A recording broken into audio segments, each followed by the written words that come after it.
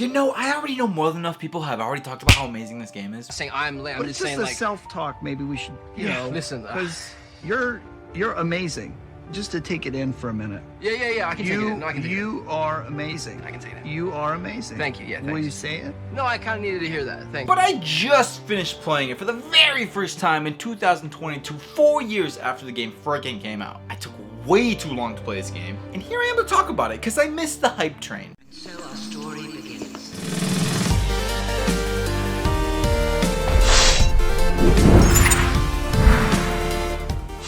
Hey, what is up everyone, me, I'm Untitled, aka Aethel Wolf, and welcome to the Wolf's Den. Today we're going to be talking about Marvel's Spider-Man, a game that came out in 2018. Whether you're a full-time gamer or a part-time gamer, we all have that one game in our library that we've always heard about is really good. Yet we have never made the time to get around to it. Oh yeah, dude, I've heard about that game. I heard it's so good, man. I totally gotta play it, bro. I totally gotta play it, bro. Well, me being that said, bro, I finally made the freaking time to play Spider-Man 2018. Marvel's, specifically. Not no other cheap phone game, if you know what I mean. Now, whether you missed out on this game because of school, work, or just life in general sometimes happens, I am here to tell you why it is that I missed out on this experience and how do I feel about it now in 2022. Does it stand the test of time? You see, back in 2018, I was getting my bachelor's degree in college. I know. So I was too busy being a good little schoolboy, putting school first all the time. Going to bed at 10 a.m. and waking up at 7 a.m. to have time to go work out and also do all my homework before my classes started. I know, I was living the dream! But who cares, because here I am finally 4 years later, I actually made the time to play this game, and man, oh frickin' man am I happy I did. I mean, sheesh, I'm just glad I only missed out on one console-defining game that came out that year, right? Boy! So Marvel's Spider-Man, the child of all the other Spider-Man games that came out before it. You know, think about how much praise this game gets and how much people rag on the older games. I am a heavy believer in the fact that this game is so good because all of these had to fail for it. And I say fail in quotation marks, some of these games are really good. I will fight you on Web of Shadows, I will fight you on Shattered Dimensions. I also haven't played Edge of Time, but I really want to, and I will. But anyways, most of these other games had to fall flat on their faces so that this one could swing. I know. I'm here all day. Oh wait, I got another one. All the other games had to fall so that this one could be amazing. So it could be superior?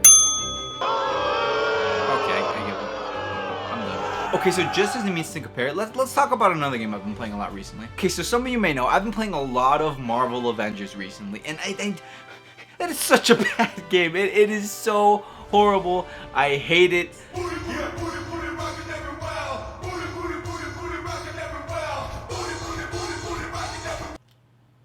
Hello? Yeah? Being honest? You're saying I shouldn't just go with all the other YouTubers are saying? To give my honest opinion on Marvel Avengers? What if I lose credibility? What if I lose respect? Okay. Yeah, so I'm not gonna be a Mr. Fake Poopy Diaper Baby YouTuber boy who just goes along with whatever else is saying. I want to talk about expectations. I am currently playing through Marvel Avengers. And while yes, I'm playing it years after the game came out, and a lot of the core things that people hate about it haven't fully been fixed, I am absolutely loving it. And I don't know, maybe part of the fact could be that the social media and everyone just destroyed that game so much that I went into it with the mentality of, this game's about to be a horrendous train wreck. I am playing it because I love Marvel heroes, so even if the game is horrible, I want to at least say that I've played it so that when they do come out with the inevitable sequel 4 to 5 years from now that's like a billion times better than this one, I can be like, oh yeah, I played the original game, this is so much better. I'm sorry everyone, I'm really enjoying the game. And I know social media and most YouTubers decided to take just a massive dump on that game, while some people did mention the good parts of the game, and I'm sure there's got to be some videos out there of people defending the game. For the most part, the common consensus is that game sucked. Now the title of this video isn't why Marvel Avengers has become one of my top games of all time in 2022. We're here to talk about Spider-Man. And in the same way that I had certain expectations for Marvel Avengers, I had massive expectations for this game. And yeah, it's because it's been 4 years of hype building up of this amazing god status game. So inevitably, played it myself, and I have to say, is it the best game ever made? No, it's not. Does it deserve the hype that it's getting? Yeah, I'd say so. But I want to put a huge asterisk on there just so that you can all manage your expectations if you haven't played this game. So let's start off by talking about the worst part about this game. The soda pop physics. Oh! Somebody! He needs some milk! Oh, dude, look at how stale that pop looks, bro. It's not even fizzling or nothing. Come on, Spidey. Y'all gotta have better pops that have at least a little bit of fizzle to them. Okay, in all seriousness, I'm not trying to start a whole soda pop discussion down in the comments. Don't go there. Just don't do it. It's pop, for real. But these ridiculously high expectations did make me go a couple times while I was playing the game. Because they'd be there absolutely loving the game, and then puzzles. What? And then I'm back in, I'm playing the game, I'm into it, and then you go. Playing as MJ. I get through that whole part, and I'm like, okay, here we go. Oh, Miles Morales is in this game? Oh, let's go. I play as Miles Morales, but not the kind that I wanted. There were a couple things in this game that made me say, yeah, no, this isn't perfect. But again, I still think the game deserves the praise that it's gotten. I am just trying to get rid of those Spidey goggles that I myself had on, which is to be able to say, no, this game's not perfect, but it's freaking good. For real, and I think it's because I was loving the game so much that whenever I had to do a puzzle or play as MJ or Miles, it took me out of what I was loving, which in turn made me dislike that part of the game, making it no longer the perfect game, while also making me crave and appreciate what I did have when I was playing as Spider-Man. Okay, no, that's BS. We'll get into that. But for real, 2 to 3 hours would go by, me having some awesome Spidey gameplay, and then a puzzle would come up, or some MJ play would come up, or some Miles gameplay would come up. And I literally felt like I was 13 years old again, and my parents would walk into my room saying, hey, you've been having too much fun for the past 2 to 3 hours. It's time for you to do something different. And at the time, I'd have no other option but to say, okay, Mom and Dad, I completely understand. I respect you guys. But never did I think that as a 26-year-old man, I'd be playing Spider-Man. And that instead of my parents walking into my room saying that I had to stop having fun swinging around, not killing people, but the game itself would say, huh, You're done. You're done. You're done. You've reached your limit. You want to progress through the game? Here's a puzzle. Don't want to get to the next box? Here's some MJ play. You want to be Miles Morales? Well, you're going to have to wait for a whole nother game to really get his experience. Best part about this game is playing as Spider-Man. Include those parts because it's okay and good to have some variety in the game, but don't force me to do them like you did. The game really wasn't buggy. Whatever little bugs were kind of funny, like this TikTok that I made. That doesn't make sense. Oh my gosh, why is there a dude just like... Do you guys see that? What the... What? Oh my gosh, I just yeeted it. That was hilarious. I'm alive. What just happened? And I already talked about the pop physics, so we don't need to go back there. The only thing that did kind of bother me, like legitimately a little bit, was Spidey having such a hard time trying to get over little bumps when it came to climbing a wall. But there were a couple of times that I was just trying to get a backpack, a collectible, and that I couldn't get over a ledge. And I was so confused. I was like, how do I just get over this ledge to grab the backpack that's up there? Gosh dang it, Insomniac. Why do you have to make such a lame game? Okay, cool, so now that I potentially upset most of you by subverting your expectations, which is a literary term and technique that has to do with using plot twists in a story to surprise and challenge the audience. I'm sure you read the title. Why is it that the entire first chunk of this video is me talking about the bad stuff? Well, consider your expectations subverted. I know. Okay, so now let's talk about why I freaking love this game. Let me start off by putting some band-aids on the wounds that I just gave to this game. The puzzles in this game are not that bad, and even though at first I really didn't like them, after I actually got kind of good at these puzzles, they were a really nice change of pace from beating people up. They weren't too hard to the point where I thought this is stupid, yet they also weren't easy enough to the point where I was like, this is a waste of time. I mean, again, killing people as Spider-Man is great and all. Oh, did you see how he chucked a motorcycle at them? Please.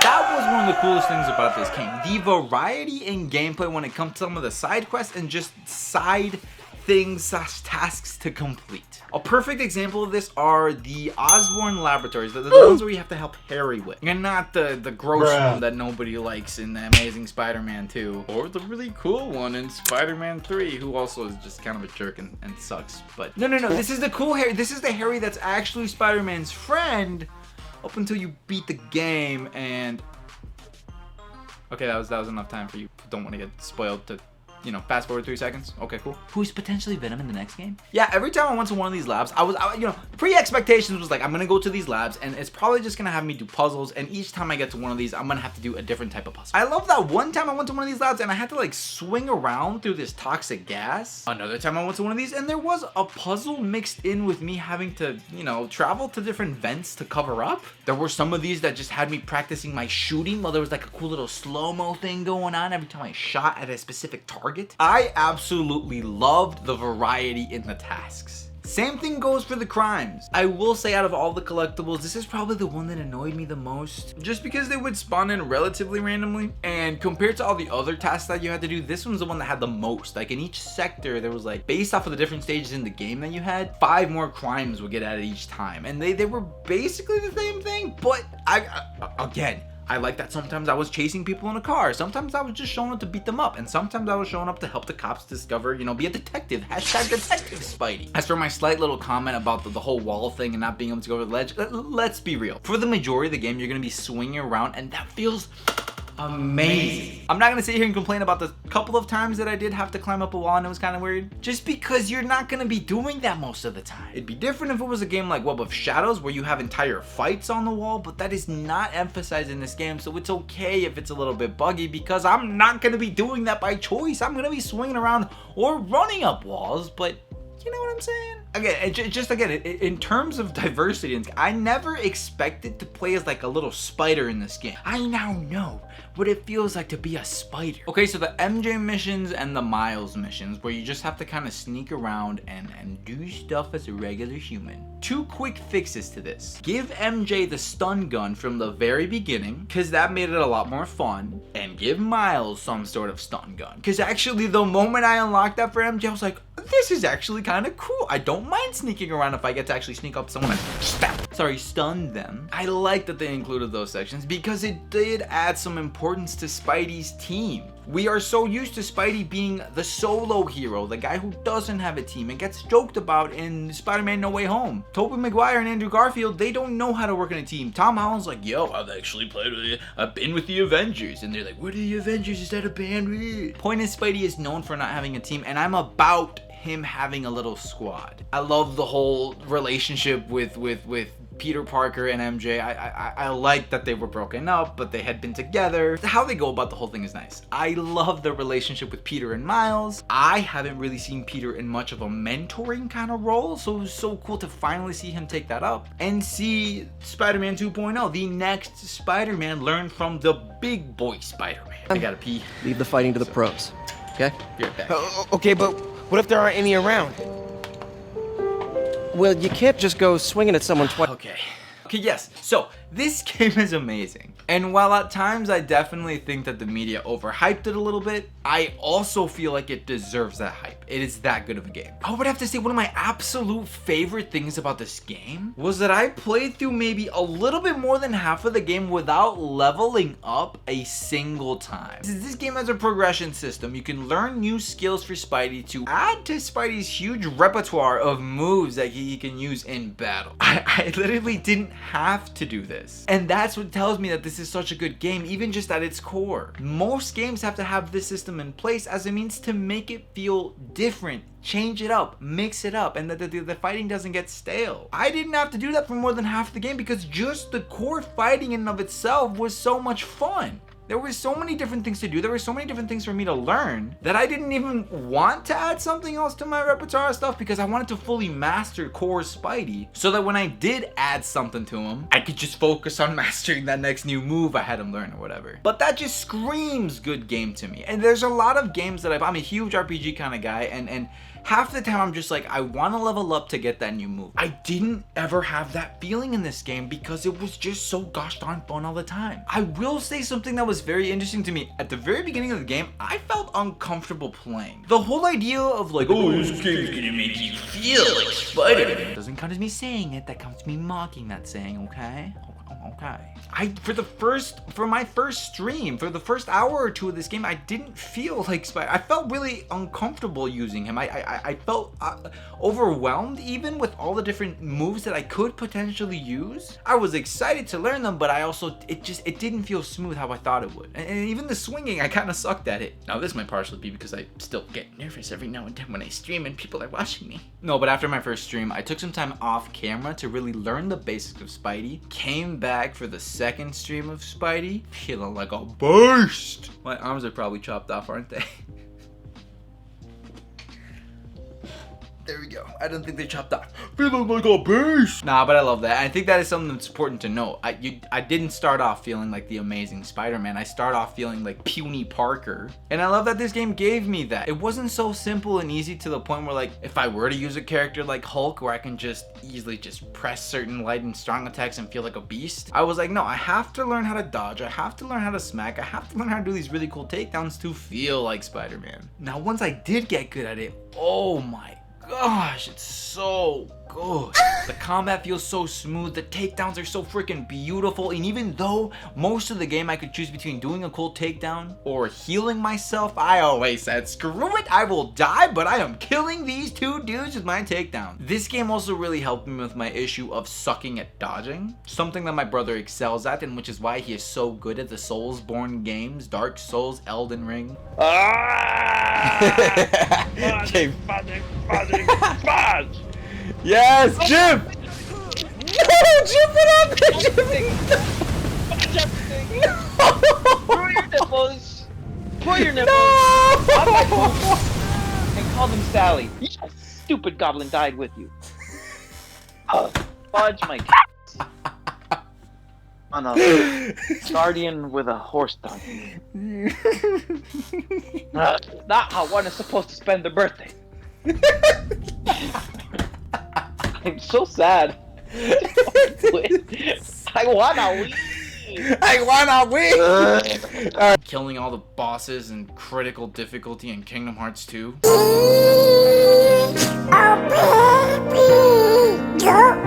It's because he's really good at learning patterns, and he's willing to sit there and look at the enemy and learn how they're gonna move, and he'll spend like an hour or two on a boss, and by the end of that hour or two, he will be able to read all of their moves perfectly and dodge at the right exact time that he has to dodge and not get stressed and not freak out.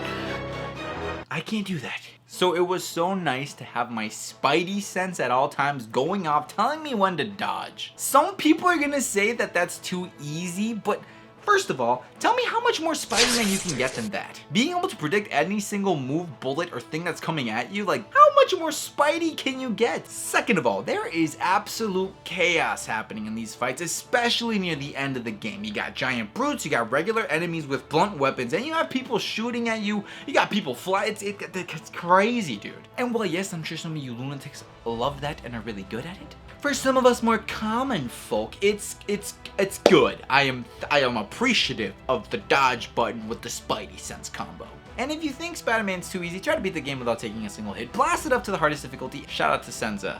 I was gonna say my boy Senza, but I mean, I don't really know him like that. But he's a cool YouTuber, so you guys should go watch his video where he plays the whole game without taking a single hit. Yeah. That's the thing. This game can be easy or you can make it hard. I personally think the game has a good balance. I played the game on the easiest difficulty, and even though yes, part of the game was a breeze, near the end, if I wasn't on my toes, I got killed a couple of times. Now here's a little another thing that I'm gonna have to stab at when it comes to the game and me critiquing it. Let's talk about the boss battles.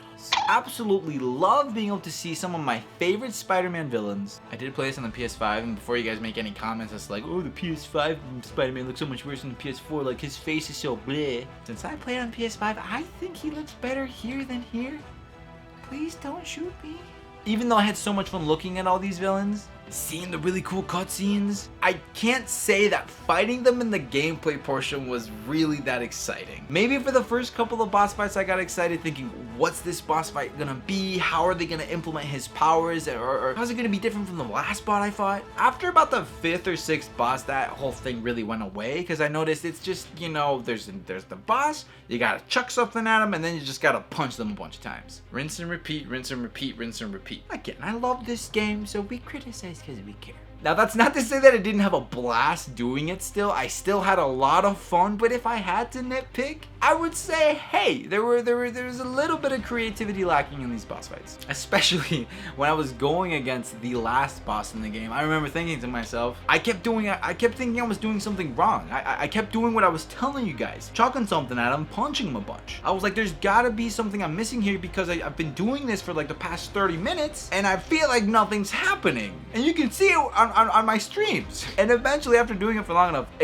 I ended up beating him. And I was like, wow, but the fact that I literally thought my game was either glitching or I was doing something wrong, a little bit of creativity lacking in some of these boss fights. But again, I still had a really good time, and I'm not speaking for all of them, I'm just speaking for most of them. You know, the ones where they pair up is cool. There's a couple fights with Mr. Negative there that are kind of different, but it just had to be talked about. That exciting / nerve-wracking feeling for me when I go into a new Dark Souls boss that I have no idea, and I know it's gonna kill me one of these times before I learn how to, you know, beat it. I had that feeling the first couple times when I was excited to see a new villain in the game, but then it kind of went away after I was like, oh wait, no, it's just the same thing I've been doing. Now, one last little thing that I'm gonna critique, and it's just because I love Spider-Man. I like that when they did bring all of the classic villains into the game, the way that they did it was super exciting. Because where with one villain I would have been like, oh my god, this is so cool. With all of them appearing at the same time, I was like, ah! The only slight thing I would have changed is maybe instead of giving me all of them at the same time, sprinkle them throughout the game. Like the big ones, like the Sinister Six. Instead of just yeeting all of them at me in one go, give me like an hour or two of gameplay and have me go against one of them. An hour or two of gameplay and have me go against the other one. And then at the end, you can still do the thing where they team up and they pair up and yada yada yada. But again, it's because of my love for Spidey that I just wanted to see more of them. I don't think that the way they went about it was bad. I'm not saying I'm taking away points because of it. It's just, you know, cool, fun speculation that I would have liked it a little bit more if they would have taken a more classic approach. Now, in terms of the story, this game is freaking dope. Another little section where the game suffered a little bit too much of overhyping. I went into this game thinking, oh man, it's gonna have like The Last of Us quality of storytelling, where I'm loving the gameplay, but I also kind of just want to get to the next cutscene to find out what's gonna happen next. No, it didn't have that, but it was still one of the best, the best Spidey story that I've ever had in a Spider-Man video game. The characters were amazing, the way that the relationships worked was amazing. Aunt May was, you know, Aunt May, that motherly figure for Peter Parker / Spidey. MJ as a love interest, bringing in Black Cat for the DLC. As I said, having Miles as the protege to Peter Parker. I loved it, loved it, loved it, loved it. The way that they had the relationship with Doc Ock and Peter Parker was, man, it was awesome, man. It's something I personally, who haven't read the comics and have only seen the movies, and you know, I've kind of seen it, but like I've never really seen it to this extent before, and I loved it. But once again, I was more entertained with the gameplay, and it wasn't one of those feelings where I was like, I'm loving the gameplay and I want to get to the next cutscene. It's like, no, I'm loving the gameplay. The cutscene will be cool, but the gameplay is what stands out to me. As for the villain in this game, one of the main villains, Mr. Negative, I'm glad that we got to highlight a villain that doesn't get as much screen time as others, but I almost found myself a little bit more intrigued by some of the side villains. For example, when I got to go against Tombstone, finding out that he was Luke Cage's brother, and just, he looks so scary and intimidating. The scene with him like chucking the biker guy, like your first interaction with Tombstone was like, oh god, what, who is this dude? Whereas with Mr. Negative, you know, the moment I saw the guy who was kind of leading the whole homeless shelter thing, I was like, I'm sus. And then sure enough, he ends up being Mr. Negative, and I'm like, yeah, I'm not that surprised. But hey, still a good character, still glad that they got the spotlight. Dude. The collectibles in this game, getting the collectibles in this game was so good. They seriously have to implement the way that this game gets collectibles into any game that comes out from here on out. And yes, that is very subjective, but I am just saying. Make it easy for me to find, put it on the map for me, and when I collect it, give me some lore that I don't have to read. Give me like a cool audio log with the main character saying like, whoa, this is that. One of the best games that I've ever 100%ed, this one right here. Why? Because it was so fun for me as a Spidey nerd to want to learn more about Spidey through getting these collectibles. I loved it. I'm also the kind of guy that you can take into a room and say, hey, explore this entire room. I promise you there's a collectible in here. I will spend 30 minutes looking for it, look up a guide and be like, oh yeah, I passed it like 5 times, I just didn't see it. Instead of doing that, give me my little Spidey glow sense. I'm like, oh, there's the backpack, and oh, there it is on the map. All in all, this is literally one of my favorite games, I think, ever. It definitely goes in my top 10 superhero games, if not just like top 10 games in general. Most of the time when I end a stream and I played for like 3 to 4 hours, I'm like, okay, cool, I'm excited to get back to that next week. This game had me being like, I'm excited to finish the stream after playing it for 3 to 4 hours to go play it some more, but without having to be focused on the stream. So that's how I know this game was awesome. There is so much that I could say about this game. I didn't even really touch the DLC other than the fact that my favorite one was Black Cat, and if you like the base game, you're gonna like the DLC. It's just more of what you already enjoyed. I really could go on and on and on. I didn't even touch the whole different suits that you can have in this game. The fact that there is no microtransactions and that they're all obtainable. They're all actually obtainable and enjoyable to get along the way. Man, it's so cool. This video is already long enough as it is, but man, I could go on and on and on. I was even planning on making a whole video where I just talk about some of my favorite suits in this game. Being realistic, I have a lot of videos to make. And not saying that that video would be a waste of time, but I should probably work on other videos too. On the screen right now, you can see my top 3 favorite. Now let's put top 6 or top 7. Well, we'll see how many I put. Suits that you can have in this freaking game. I said this multiple times on stream, but for me, my absolute favorite costume has to just be the classic one. Nostalgic, call it whatever you want. But the original Spidey outfit is just amazing, and there are some out there that are absolutely amazing. But for me, my favorite, yeah, it would have to be the classic Spider-Man outfit. It just looks dope. If you haven't played this game, go give it a shot. I would put it up on the list with Uncharted, God of War, any of the Call of Duty games, Kingdom Hearts, Mass Effect, The Last of Us. It's just one of those games that I think every gamer should at least try once, just to say, yes, I've played it, and find out whether or not it's your style of game. Pokemon, Mario, Kirby game, you get what I'm saying. It's definitely up there. But alright everyone, this is probably one of the longest reviews I've done. If this video actually is longer than Dying Lights, I'll probably have something wrong with me. But let's keep this last part simple, short, and sweet. So on that note, please comment down below what you think of the game. And yeah, thank you all so much for watching. I am proud and excited to have you as part of the Wolfpack family. Don't forget to leave a like, don't forget to leave a comment, and do not forget to subscribe to one of the most amazing YouTube families out here. Once again, I love you, Wolfpack, and I will see you all next time.